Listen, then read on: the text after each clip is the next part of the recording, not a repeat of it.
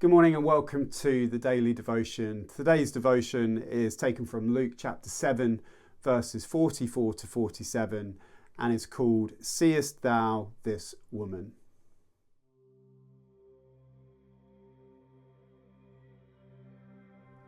Seest thou this woman? One senses a note of sarcasm in the question, "Seest thou this woman?"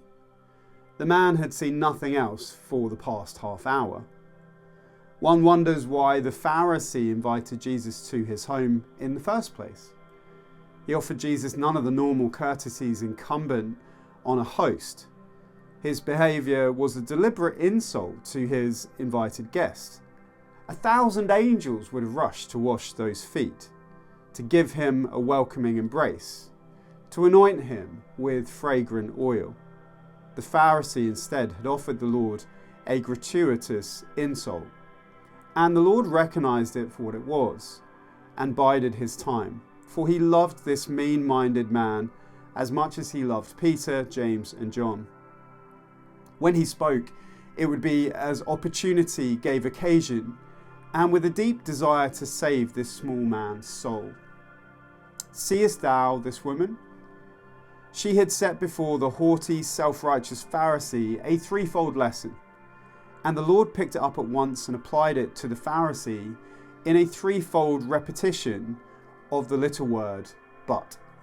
The woman presented a lesson in contrition. "Thou gavest me no water for my feet, but she hath washed my feet with her tears and wiped them with the hairs of her head," Jesus said. "A broken and contrite heart, O God," said the penitent psalmist, "thou wilt not despise." Psalm 51, verse 17. She is a sinner. That was all the Pharisee saw. A woman of the streets who had come into his house uninvited and whom he despised and would gladly have whipped and thrown back onto the street. The Pharisee curled his lips in a sneer. "This man is no prophet," he confided to himself, "or he would have known her for a sinner." Well, God be praised, that is exactly what he did know. He accepted her tears of contrition as fitting tribute to himself, the one who came into the world to save sinners. The woman also provided a lesson in consecration. "Thou gavest me no kiss, but this woman, since the time I came in, hath not ceased to kiss my feet," Jesus said.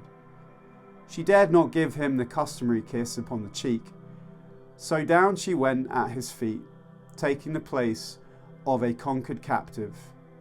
All her misdirected love was now channeled aright. She was his slave. She kissed his feet in total surrender, while the Pharisee shuddered in his shriveled soul, thinking not of consecration, but of contamination. What would all his friends say, knowing he had a woman like this in his house? Finally, this woman gave him a lesson in coronation. "My head with oil thou didst not anoint, but this woman hath anointed my feet," Jesus declared. She recognized him as the Christ, the Lord's anointed. She poured her ointment over his feet. She crowned him Lord of all, and Jesus sent her away in peace. Peace means the war is over. From now on, she had a new Lord, a new love, and a new life. As for Simon the Pharisee, it seems the Lord had no more to say to him.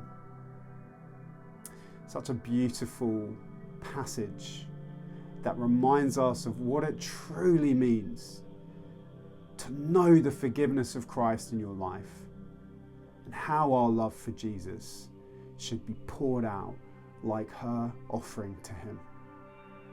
God bless you today. See you tomorrow for another devotion.